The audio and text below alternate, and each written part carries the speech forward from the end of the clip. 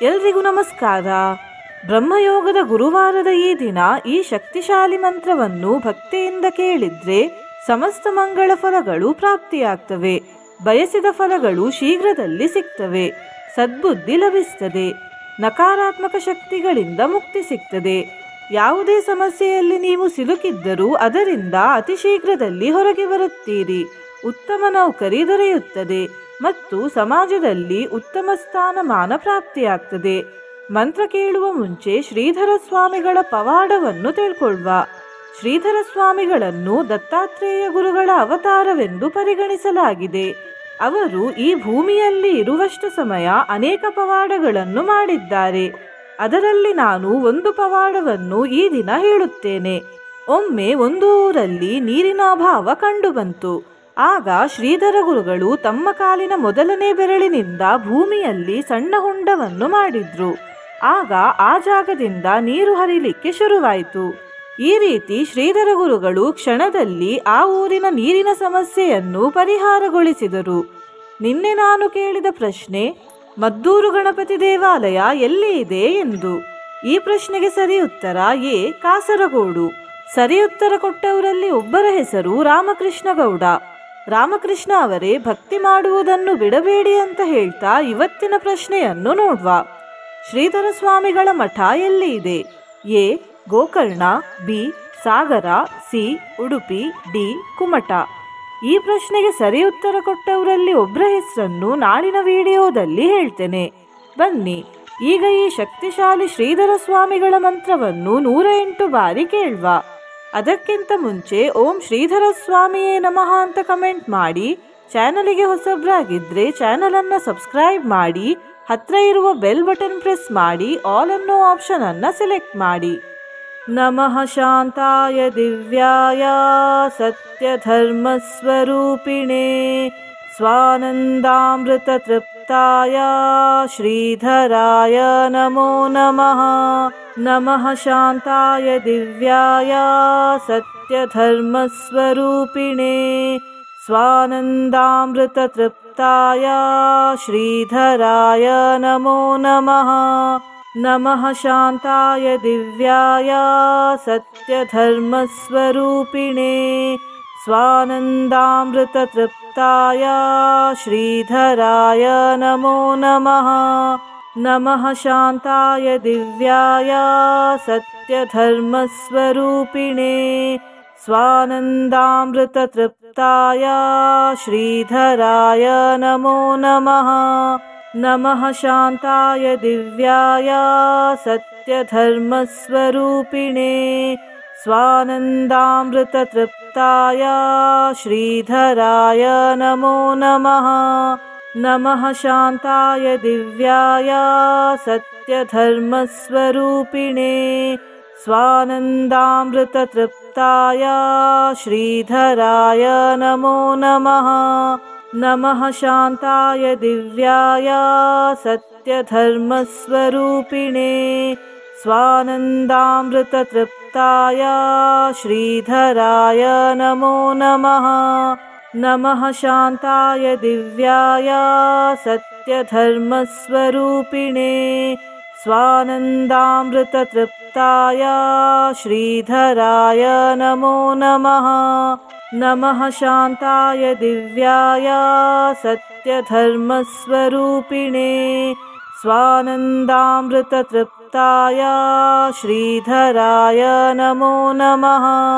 ನಮಃ ಶಾಂತಾಯ ದಿವ್ಯಾಯ ಸತ್ಯ ಧರ್ಮ ಸ್ವರೂಪಿಣೇ ಸ್ವಾನಂದಾಮೃತ ತೃಪ್ತಾಯ ಶ್ರೀಧರಾಯ ನಮೋ ನಮಃ. ನಮಃ ಶಾಂತಾಯ ದಿವ್ಯಾಯ ಸತ್ಯ ಧರ್ಮ ಸ್ವರೂಪಿಣೇ ಸ್ವಾನಂದಾಮೃತ ತೃಪ್ತಾಯ ಶ್ರೀಧರಾಯ ನಮೋ ನಮಃ. ನಮಃ ಶಾಂತಾಯ ದಿವ್ಯಾಯ ಸತ್ಯ ಧರ್ಮ ಸ್ವರೂಪಿಣೇ ಸ್ವಾನಂದಾಮೃತ ತೃಪ್ತಾಯ ಶ್ರೀಧರಾಯ ನಮೋ ನಮಃ. ನಮಃ ಶಾಂತಾಯ ದಿವ್ಯಾಯ ಸತ್ಯ ಧರ್ಮ ಸ್ವರೂಪಿಣೇ ಸ್ವಾನಂದಾಮೃತ ತೃಪ್ತಾಯ सत्यधर्मस्वरूपिणे स्वानन्दामृततृप्ताय श्रीधराय नमो नमः। नमः शान्ताय दिव्याय सत्यधर्मस्वरूपिणे स्वानन्दामृततृप्ताय श्रीधराय नमो नमः। नमः शान्ताय दिव्याय सत्यधर्मस्वरूपिणे स्वानन्दामृततृप्ताय श्रीधराय नमो नमः। नमः शान्ताय दिव्याय सत्यधर्मस्वरूपिणे स्वानन्दामृततृप्ताय श्रीधराय नमो नमः। नमः शान्ताय दिव्याय सत्यधर्मस्वरूपिणे स्वानन्दामृततृप्ताय श्रीधराय नमो नमः। नमः शान्ताय दिव्याय सत्यधर्मस्वरूपिणे स्वानन्दामृततृप्ताय श्रीधराय नमो नमः। नमः शान्ताय दिव्याय सत्यधर्मस्वरूपिणे स्वानन्दामृततृप्ताय श्रीधराय नमो नमः। नमः शान्ताय दिव्याय सत्यधर्मस्वरूपिणे स्वानन्दामृततृप्ताय श्रीधराय नमो नमः। नमः शान्ताय दिव्याय सत्यधर्मस्वरूपिणे स्वानन्दामृततृप्ताय श्रीधराय नमो नमः। नमः शान्ताय दिव्याय सत्यधर्मस्वरूपिणे स्वानन्दामृततृप्ताय श्रीधराय नमो नमः। नमः शान्ताय दिव्याय सत्यधर्मस्वरूपिणे स्वानन्दामृततृप्ताय श्रीधराय नमो नमः। नमः शान्ताय दिव्याय सत्यधर्मस्वरूपिणे स्वानन्दामृततृप्ताय श्रीधराय नमो नमः। नमः शान्ताय दिव्याय सत्यधर्मस्वरूपिणे स्वानन्दामृततृप्ताय श्रीधराय नमो नमः। नमः शान्ताय दिव्याय सत्यधर्मस्वरूपिणे स्वानन्दामृततृप्ताय श्रीधराय नमो नमः। नमः शान्ताय दिव्याय सत्यधर्मस्वरूपिणे स्वानन्दामृततृप्ताय श्रीधराय नमो नमः। नमः शान्ताय दिव्याय सत्यधर्मस्वरूपिणे स्वानन्दामृततृप्ताय श्रीधराय नमो नमः। नमः शान्ताय दिव्याय सत्यधर्मस्वरूपिणे स्वानन्दामृततृप्ताय श्रीधराय नमो नमः। नमः शान्ताय दिव्याय सत्यधर्मस्वरूपिणे स्वानन्दामृततृप्ताय श्रीधराय नमो नमः। नमः शान्ताय दिव्याय सत्यधर्मस्वरूपिणे स्वानन्दामृततृप्ताय श्रीधराय नमो नमः। नमः शान्ताय दिव्याय सत्यधर्मस्वरूपिणे स्वानन्दामृततृप्ताय श्रीधराय नमो नमः। नमः शान्ताय दिव्याय सत्यधर्मस्वरूपिणे स्वानन्दामृततृप्ताय श्रीधराय नमो नमः। नमः शान्ताय दिव्याय सत्यधर्मस्वरूपिणे स्वानन्दामृततृप्ताय श्रीधराय नमो नमः। नमः शान्ताय दिव्याय सत्यधर्मस्वरूपिणे स्वानन्दामृततृप्ताय तृप्ताय श्रीधराय नमो नमः। नमः शान्ताय दिव्याय सत्यधर्मस्वरूपिणे स्वानन्दामृततृप्ताय श्रीधराय नमो नमः। नमः शान्ताय दिव्याय सत्यधर्मस्वरूपिणे स्वानन्दामृततृप्ताय श्रीधराय नमो नमः। नमः शान्ताय दिव्याय सत्यधर्मस्वरूपिणे स्वानन्दामृततृप्ताय श्रीधराय नमो नमः। नमः शान्ताय दिव्याय सत्यधर्मस्वरूपिणे स्वानन्दामृततृप्ताय श्रीधराय नमो नमः। नमः शान्ताय दिव्याय सत्यधर्मस्वरूपिणे स्वानन्दामृततृप्ताय श्रीधराय नमो नमः। नमः शान्ताय दिव्याय सत्यधर्मस्वरूपिणे स्वानन्दामृततृप्ताय श्रीधराय नमो नमः।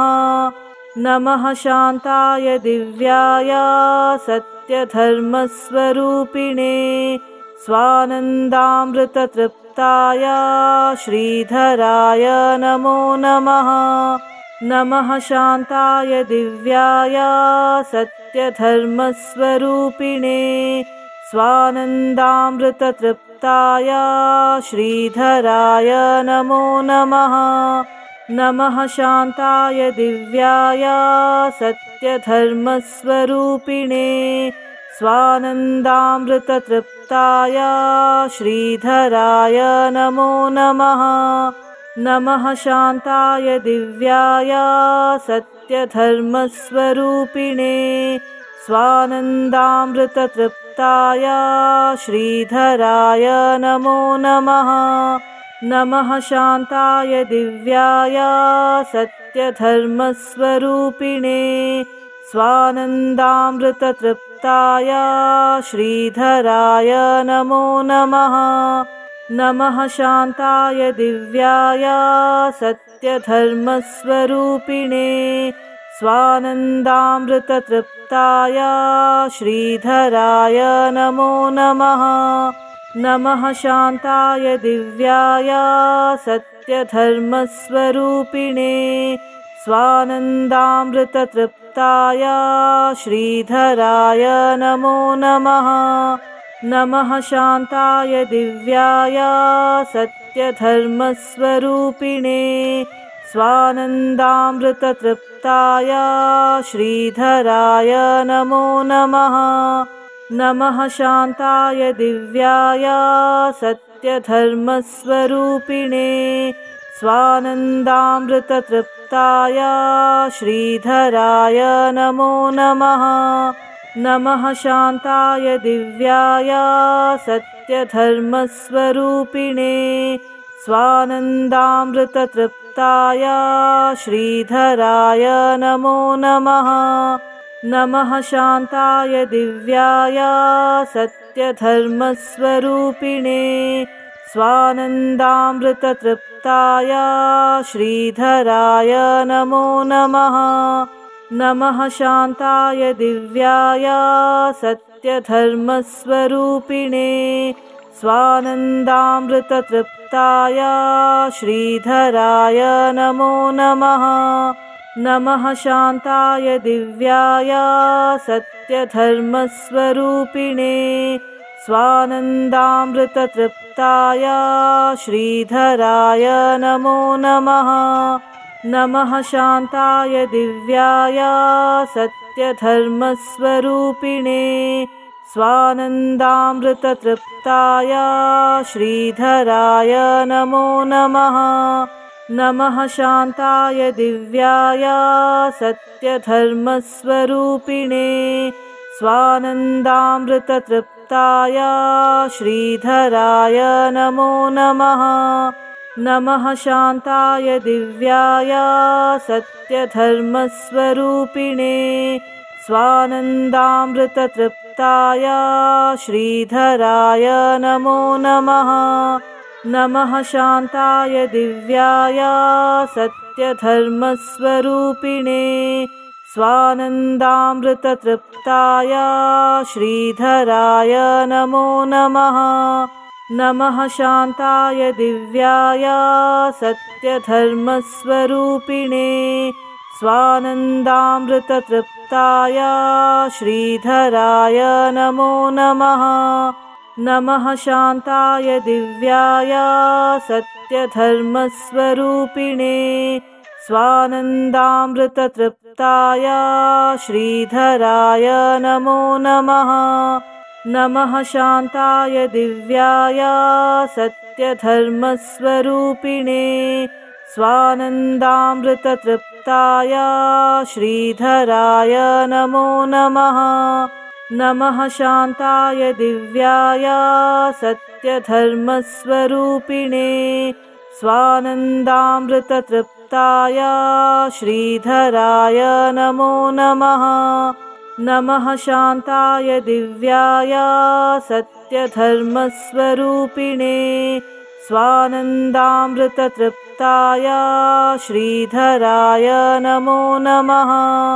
नमः शान्ताय दिव्याय सत्यधर्मस्वरूपिणे स्वानन्दामृततृप्ताय श्रीधराय नमो नमः। नमः शान्ताय दिव्याय सत्यधर्मस्वरूपिणे स्वानन्दामृततृप्ताय श्रीधराय नमो नमः।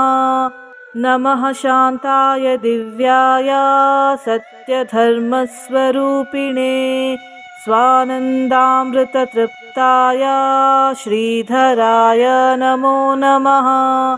नमः शान्ताय दिव्याय सत्यधर्मस्वरूपिणे स्वानन्दामृततृप्ताय श्रीधराय नमो नमः। नमः शान्ताय दिव्याय सत्यधर्मस्वरूपिणे स्वानन्दामृततृप्ताय श्रीधराय नमो नमः।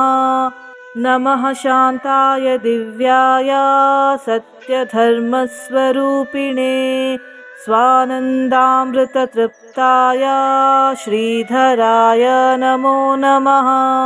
नमः शान्ताय दिव्याय सत्यधर्मस्वरूपिणे स्वानन्दामृततृप्ताय श्रीधराय नमो नमः। नमः शान्ताय दिव्याय सत्यधर्मस्वरूपिणे स्वानन्दामृततृप्ताय श्रीधराय नमो नमः। नमः शान्ताय दिव्याय सत्यधर्मस्वरूपिणे स्वानन्दामृततृप्ताय श्रीधराय नमो नमः। नमः शान्ताय दिव्याय सत्यधर्मस्वरूपिणे स्वानन्दामृततृप्ताय श्रीधराय नमो नमः। नमः शान्ताय दिव्याय सत्यधर्मस्वरूपिणे स्वानन्दामृततृप्ताय श्रीधराय नमो नमः। नमः शान्ताय दिव्याय सत्यधर्मस्वरूपिणे स्वानन्दामृततृप्ताय श्रीधराय नमो नमः। नमः शान्ताय दिव्याय सत्यधर्मस्वरूपिणे स्वानन्दामृततृप्ताय श्रीधराय नमो नमः। नमः शान्ताय दिव्याय सत्यधर्मस्वरूपिणे स्वानन्दामृततृप्ताय श्रीधराय नमो नमः। नमः शान्ताय दिव्याय सत्यधर्मस्वरूपिणे स्वानन्दामृततृप्ताय श्रीधराय नमो नमः। नमः शान्ताय दिव्याय सत्यधर्मस्वरूपिणे स्वानन्दामृततृप्ताय श्रीधराय नमो नमः। नमः शान्ताय दिव्याय सत्यधर्मस्वरूपिणे स्वानन्दामृततृप्ताय श्रीधराय नमो नमः। नमः शान्ताय दिव्याय सत्यधर्मस्वरूपिणे स्वानन्दामृततृप्ताय श्रीधराय नमो नमः। नमः शान्ताय दिव्याय सत्यधर्मस्वरूपिणे स्वानन्दामृततृप्ताय श्रीधराय नमो नमः। नमः शान्ताय दिव्याय सत्यधर्मस्वरूपिणे स्वानन्दामृततृप्ताय श्रीधराय नमो नमः। नमः शान्ताय दिव्याय सत्यधर्मस्वरूपिणे स्वानन्दामृततृप्ताय श्रीधराय नमो नमः। नमः शान्ताय दिव्याय सत्यधर्मस्वरूपिणे स्वानन्दामृततृप्ताय श्रीधराय नमो नमः। नमः शान्ताय दिव्याय सत्यधर्मस्वरूपिणे स्वानन्दामृततृप्ताय श्रीधराय नमो नमः। नमः शान्ताय दिव्याय सत्यधर्मस्वरूपिणे स्वानन्दामृततृप्ताय श्रीधराय नमो नमः। नमः शान्ताय दिव्याय सत्यधर्मस्वरूपिणे स्वानन्दामृततृप्ताय श्रीधराय नमो नमः। नमः शान्ताय दिव्याय सत्यधर्मस्वरूपिणे स्वानन्दामृततृप्ताय श्रीधराय नमो नमः। नमः शान्ताय दिव्याय सत्यधर्मस्वरूपिणे स्वानन्दामृततृप्ताय श्रीधराय नमो नमः। नमः शान्ताय दिव्याय सत्यधर्मस्वरूपिणे स्वानन्दामृततृप्ताय श्रीधराय नमो नमः। नमः शान्ताय दिव्याय सत्यधर्मस्वरूपिणे स्वानन्दामृततृप्ताय श्रीधराय नमो नमः। नमः शान्ताय दिव्याय सत्यधर्मस्वरूपिणे स्वानन्दामृततृप्ताय श्रीधराय नमो नमः। नमः शान्ताय दिव्याय सत्यधर्मस्वरूपिणे स्वानन्दामृततृप्ताय श्रीधराय नमो नमः। नमः शान्ताय दिव्याय सत्यधर्मस्वरूपिणे स्वानन्दामृततृप्ताय श्रीधराय नमो नमः। नमः शान्ताय दिव्याय सत्यधर्मस्वरूपिणे स्वानन्दामृततृप्ताय श्रीधराय नमो नमः। नमः शान्ताय दिव्याय सत्यधर्मस्वरूपिणे स्वानन्दामृततृप्ताय श्रीधराय नमो नमः। नमः शान्ताय दिव्याय सत्यधर्मस्वरूपिणे स्वानन्दामृततृप्ताय श्रीधराय नमो नमः।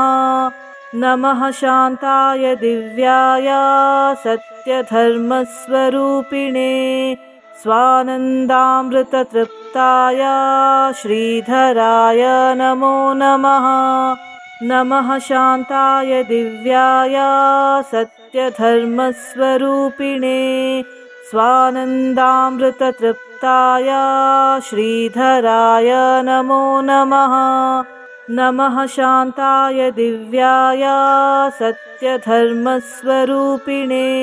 स्वानन्दामृततृप्ताय श्रीधराय नमो नमः। नमः शान्ताय दिव्याय सत्यधर्मस्वरूपिणे स्वानन्दामृततृप्ताय श्रीधराय नमो नमः। नमः शान्ताय दिव्याय सत्यधर्मस्वरूपिणे स्वानन्दामृततृप्ताय श्रीधराय नमो नमः। नमः शान्ताय दिव्याय सत्यधर्मस्वरूपिणे स्वानन्दामृततृप्ताय श्रीधराय नमो नमः। नमः शान्ताय दिव्याय सत्यधर्मस्वरूपिणे स्वानन्दामृततृप्ताय श्रीधराय नमो नमः। नमः शान्ताय दिव्याय सत्यधर्मस्वरूपिणे स्वानन्दामृततृप्ताय श्रीधराय नमो नमः। नमः शान्ताय दिव्याय सत्यधर्मस्वरूपिणे स्वानन्दामृततृप्ताय श्रीधराय नमो नमः। नमः शान्ताय दिव्याय सत्यधर्मस्वरूपिणे स्वानन्दामृततृप्ताय श्रीधराय नमो नमः। ಧನ್ಯವಾದಗಳು.